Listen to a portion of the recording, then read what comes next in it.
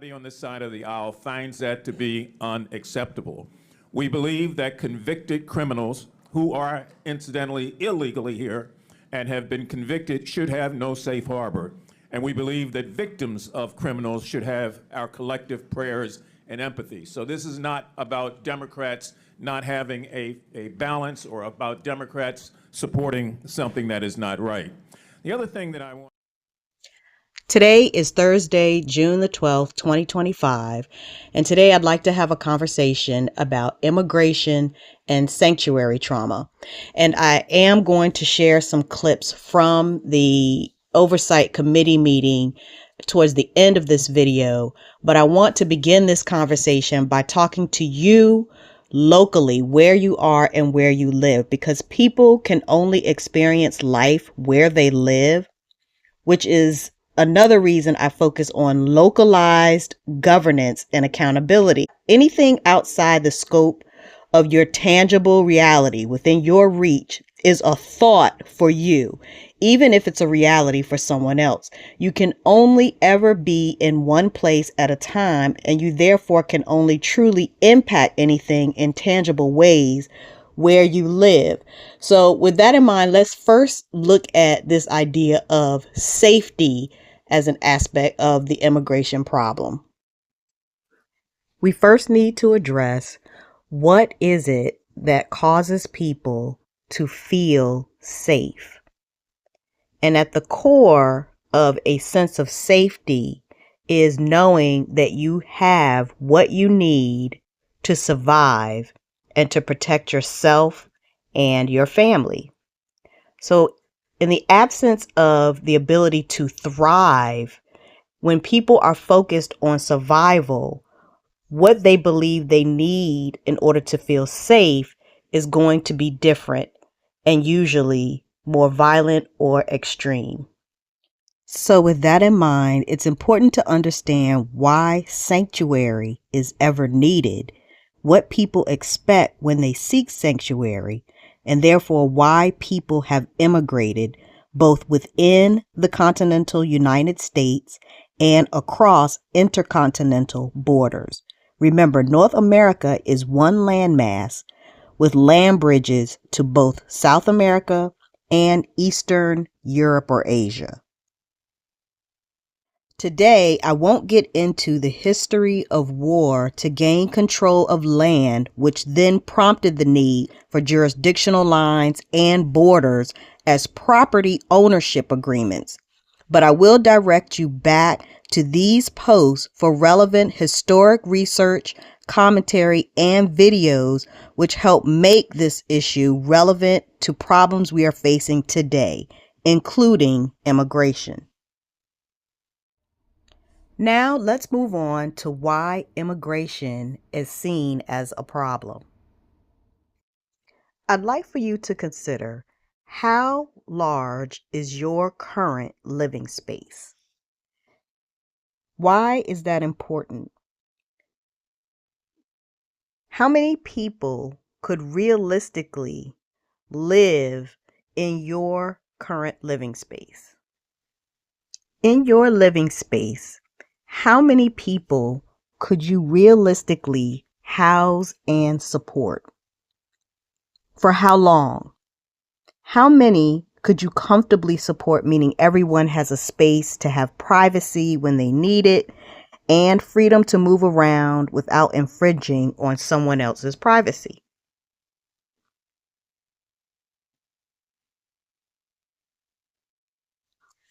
When you consider the size of your current living space, who made the decision to make it that size? And why is that important? Where you live, is there enough space for everyone to be able to live comfortably in their space and have privacy? Are there enough resources available where you live to ensure everyone has what they need to support themselves and their families at all times? If not, why not? How would this impact the way you view people immigrating into an area where you live. Again, how many people can your household support at one time, and for how long? Is there a cutoff for the number of people you would allow to live within your dwelling? Does that change if those people are your family members or people who you care about? Let's move on. When people cluster in one dwelling, why do they do that? Usually resources. When there's a lack of resources, what do people do? When there's a lack of resources, what is the cause? Why do people leave their home? Because if you want to resolve immigration issues, these are the reasons to address. You have to understand the why in order to plan a how. In order to prepare for this video, I needed to understand why there was a hearing necessary on sanctuary policies and immigration, as well as why people are protesting around immigration in California, and what is involved in the executive order that Trump issued, which sparked the debates about him calling the National Guard. I'm not going to read through all of these screenshots, but have provided them here so that you'll understand how I prepared. Ultimately, my question about this executive order was, why would we ever be focused on enabling relations with other nations when you have no relation or control over your own? A huge part of our problem is this idea that we need one national government who oversees all of the matters of all of the citizens, rather than having localized governance and accountability as a priority. Because people within their own localities can decide whether or not they have the capacity to provide sanctuary for people who need help in stabilizing the resources they need to survive and support themselves and their families. No one in any locality will not consider safety as an aspect of that. Not only that, they are best equipped to evaluate who is unsafe for their communities and then what to do with them. Do localities have that kind of authority? More importantly, do localities have that kind of trust amongst the people who reside there? When you consider the question, why do people leave their home, did you come up with responses like these? Because again, in order to establish a plan which addresses the how, you have to understand first the why. I'll now share some clips from the hearing on sanctuary policies and immigration, and ask you to consider whether or not this is a productive approach to the problems with immigration. In my opinion, if this were productive, it would be about elected legislators trying to understand why the legislation, rules, policies, etc. they enacted on behalf of the citizens they represent were or were not enforced in ways that seem to support the intention of the rules and policies implemented in the first place. As you watch, ask yourself if this is what's happening here. Our orders for report. Chair recognizes Mr. Mfume, and I'll give you an extra minute. Oh, there you go. Thank you. Mr. Chairman, I've got two unanimous consent requests that I hope would not count against my time. Okay, we won't. Okay. Clock stop. I ask unanimous consent to submit for the record an article from Forbes magazine entitled "Trump Team Focuses Deportations on Immigration Numbers, Not on Criminals." Without objection, so ordered. And an article from the Rolling Stone from the 6th of last month entitled "Trump has now deported multiple U.S. citizen children with cancer." Without objection to order. That's a good diversity of sources. It is. Rolling Forbes Stone and Rolling Forbes, Stone. yes. I like that. All right, proceed. Thank you very much, Mr. Chair. A couple of things on the record and then some observations. I don't know that I necessarily have any questions, but I do have some observations and a statement. I think before we let this get out of control, everybody on this side of the aisle is against violence of all forms. Everybody on this side of the aisle finds that to be unacceptable. We believe that convicted criminals who are incidentally illegally here and have been convicted should have no safe harbor. And we believe that victims of criminals should have our collective prayers and empathy. So this is not about Democrats not having a balance or about Democrats supporting something that is not right. The other thing that I want to say is that I find something eerily chilling about what's going on here. And what's chilling about it is that if I take myself out of 2025 and roll myself back in time, some of the hatred that I see displayed under the guise of good government just scares the hell out of me. We're not that far away from situations that existed where things like this affected other groups. And I'm not talking about anybody that's a convicted illegal criminal. I'm talking about innocent Americans who live in our neighborhoods, who do the work that we won't do, who abide by the laws, who play by the rules, who love their new country and who cherish their faith. Because if we just roll this clock on the wall back 75 years, we'd be looking at a time in Nazi Germany where people ran around with signs like this new ICE sign that says, "Report all foreign invaders to ICE," with Uncle Sam there holding up the sign. This could have been a Gestapo member 75 years ago, "Report all Jews." 100 years before that, it could be a plantation owner that said, "Report all Negroes and all coloreds and all those who are from Africa because they are disrupting our country." So let's not get it twisted here. We in this country are not pure and pristine. We had runaway slave laws to kick the people who ran away from slavery. We had 50 years of black codes where you got fines and you got rewards and you got all sorts of things if you did or did not do something to report black people. After 150 years of slavery and 100 years of segregation and 100 years of Jim Crow after that, you could be arrested for anything in this country not that long ago. I remember when the National Guard was deployed in 1968, and I walked out of my house facing fixed bayonets with men in uniform, not knowing what the hell they were there for, but obeying the chief executive officer of this country. And I know what it's like to face a bayonet and to face a National Guardsman. And I've seen the tension that it brought about and how that group of demonstrations across this country continue to go for days and days and days. And so don't give me something about, there's something about these people because they're immigrants. No, there's something about them because they're people, and like all groups, they've got bad people in them. I could have been arrested 75 years ago for walking into a restaurant, for drinking out of a water fountain, for being accused of looking at a white woman like Emmett Till did in 1955, and he was burned and lynched in this country. When future generations peer through the telescope of time, I hope that they look at us and realize that there are some who chose not to shirk their responsibility, not to run away from the reality and to face it head on.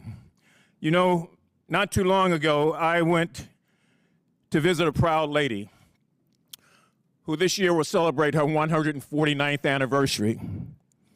And she stands today, even as we sit in this hour. In her left hand is a great torch. And in her right hand, guess what? She clings the Declaration of Independence close to her breast. And on her head is a crown of spikes. And on her feet, broken shackles, symbolizing freedom from tyranny, the tyranny that so many immigrants faced before coming to this country. And as that plane flew over, I could still hear her cry out through silent, concrete lips, saying, "Send me your tired, your poor, your huddled masses who yearn to breathe free. The wretched refuse of your teeming shore," she says. "Send those, the homeless, tempest-tossed to me. For I left my lamp beside the golden door, that all of you and all of you and all of you might follow." And so we came. Some took the circuitous route, some came for a thrill, and some of us came against our will but we came and became what we are today as a nation, and we must never lose sight of the things that make us great or the things that take away from our greatness. Mr. Chairman, I yield back. Thank you. Chair now recognizes Mr. Gill from Texas. Thank you, Mr. Chairman. Governor Pritzker, do you know how much illegal immigration costs your state each year?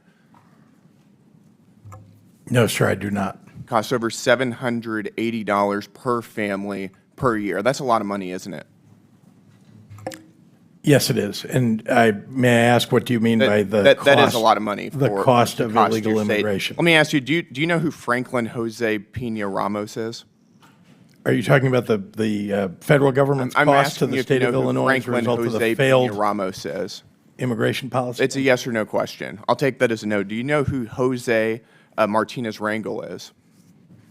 No, sir, I do not. You don't. You should. Those are two men who came into this country illegally, raped and murdered 12-year-old Jocelyn Nungary in my home state of Texas. Do you think that elected officials should have welcomed them into our communities? Sir, Yes or no question. before they committed a crime, I'm not sure what you're asking. Do you think that they should have been welcomed into our communities? That's a very straightforward question. Someone who commits murder, no. Someone who commits murder should be Why apprehended. did you state during Biden's border crisis that illegal aliens, quote, should have been welcomed and helped by elected officials? When you say illegal I'm aliens, asking these you, are should people these who are people have been given welcomed and asylum. helped into our communities? People who are That's an asylum easy seekers. yes or no question. Well, you're mischaracterizing them. It is your position that they should have been welcomed into our communities. Is that correct? There were That's asylum from seekers your who were own here statement. legally. And There then were they asylum went on and seekers. murdered and raped 12-year-old Jocelyn. Someone who Nungary. commits murder should be held accountable. We do that in the state And of you think Illinois. they should have been welcomed into our communities before they did? I don't know how you can tell before somebody commits a crime You can that they are secure going the to border commit the and crime. not let illegal aliens come into our communities. Do you support abolishing ICE? Asylum seekers. Do you support abolishing ICE? No, I believe we need an immigration force in the United States. You don't. In fact, You believe a budget is a moral document. Is that correct? I do. You do. You tweeted that. Your administration gave $12,000 to the Organized Communities Against Deportations, which just this past month was marching in the streets of Chicago with signs saying abolish ICE. Do you support this? I do not. Is this a support reflection of abolishing your an moral immigration values? force. Is this a reflection of your moral values? I do not support abolishing an immigration force. That's good to hear. Mr. Governor, do you think that biological men should be able to use women's restrooms? I'm not sure how this has to do with immigration. It's sir. just a yes or no question. Why are you It's very easy to politicizing answer. this? Do you I think thought that we were men here should be using doing women's fact restrooms? finding. I'm sorry? Do you think men should be allowed in women's restrooms? I'm not sure why this has come to this issue. You It has tweeted nothing that to do as with a immigration. protest against President Trump, everyone should use the other gender's bathroom today. Have you ever used the women's restroom? Not that I can recall ever, sir. No. You wanted everybody else to do it, but you didn't? Sir, I'm not sure that- why we're on a topic that has I'm nothing to asking do you, with you're today's hearing. advocating for men to use women's restrooms, but you didn't do it? I do not advocate that, no. Well, actually, you did. You said everyone should use the other gender's bathroom today. I can tell you that you are You regret politicizing saying this this? in a way that what we ought to be focusing on is Do you the regret failure of the federal encouraging men to government use women's restrooms? and the Congress to deal with immigration reform. Do you regret encouraging men to use women's restrooms? Again, you're taking us on topics that have Did you ever nothing to consider do that with women don't the want you in subject their- that you in their invited us here bathrooms? for. So you're admitting that this is just a political circus. No, Is I'm that what you're doing? asking you This because has you put nothing this to do on with the immigration internet for everybody and to really see. about you grandstanding. I'm asking you, have you ever considered that women don't want you in their bathrooms? That's a private space that they don't want you or any other man in. Congressman, let's talk You about can't- your you can't say that failure to normal vote people can for say that Medicaid. they In don't- fact, you want to that take they don't Medicaid think away. men should be in and women's SNAP restrooms. And That's a veteran very services. straightforward question. You apparently want people And you're to die encouraging men to in the use United women's States restrooms because you where there want to could be take healthcare underage away. girls. Do you think that's appropriate? Sir, if we're going to you think that's politicize this, normal? let's talk about what you're doing to people in you this think that country that's normal? by virtue of your vote. All right, let's move on. with Let's President ask, Trump. do you support Hamas's agenda? Sir, I do not. They are a terrorist organization. Your administration gave a grant to the Muslim Civic Coalition, which just 2 weeks after October 7th was marching in the streets of Chicago to, quote, stop the U.S.-backed genocide against Gaza. Is that a reflection of your values? I have spent my life fighting anti-Semitism. No, I'm asking, is this a reflection of your values? I'm not sure why you're attacking Because me your about something in an administration organization. gave money to this organization. I'm explaining to you that what we do in the state of Illinois is stand up for what we believe are You didn't our have to rights give and money freedoms. to the Muslim Civic Coalition. People to have march the and right to call, express themselves. to stop the We don't- U.S.-backed genocide against Gaza. That was your choice. I know that was your Republicans want to administration. take away people's right to free speech. We don't in the state of Illinois, and I They've do got not the believe right to that free is speech. proper. They don't have the right to tax dollars, and you gave them to them. You want to take those rights away from people. I understand. Gentlemen, time's expired. Chair recognizes Ms. Brown from Ohio. Thank you, Mr. Chairman. The Trump administration isn't serious about public safety. It's not serious about solving immigration challenges. It's only serious about blatantly violating constitutional rights, stoking fear, and demonizing immigrants for political gain. That's why Trump is weaponizing ICE to recklessly and lawlessly target immigrant communities. And here's the reality. 2 weeks ago, I met with community leaders from across my district. Multiple Hispanic faith leaders told me the same thing. Their congregants, regardless of immigration status, are afraid. Afraid to speak Spanish in public, afraid to attend community events, afraid to go to church. Because ICE under this administration has shown it will harass, detain, and deport even wrongfully. No due process, no oversight, no transparency. And now we're seeing this fear weaponized at scale. Just this week, the president deployed 4,000 National Guard troops to Los Angeles without the consent or consultation of California's governor. So let's be clear. This isn't about border security. This is not about law and order. What it is really about is a reckless power grab.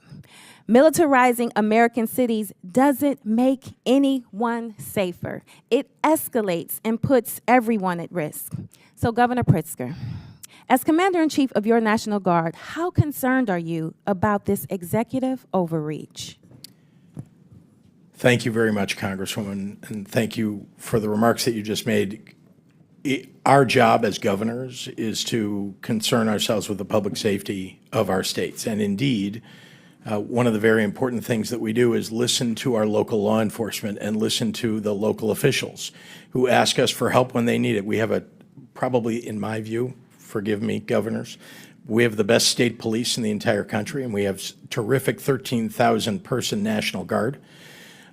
We go to our state police for support, and then, if necessary, we will ask the National Guard to step in. And again, only when local law enforcement and our local officials ask us for that help. When the President of the United States goes in over the top to grab our National Guard for domestic security, when there is not, as he said in a memo falsely, a rebellion, that is taking away the rights and obligations of a governor. And it ought to be done in consultation with governors. In fact, the more local you get, the more accurate, I believe, the information is about what's happening on the ground. That's why I speak with local leaders of law enforcement, CPD in Chicago or others, before we take any action with National Guard. The President of the United States fails. Why? Because he wants mayhem in the streets. Why did he call in Marines? And that's the point. This administration says it's targeting violent criminals, but that's not what's happening. They're going after parents dropping off their kids, workers showing up to their jobs, and asylum seekers navigating the legal system. And let me say this plainly. If you commit a violent crime in this country, you should be prosecuted. If you came here to do harm, this country is not your home. Governor Pritzker, can you set the record straight with which direction is violent crime headed in your state, up or down? Down significantly. Thank you. And Governor Pritzker, across the country, undocumented immigrants are less likely to commit violent crimes than U.S. citizens. Does that hold true in your state?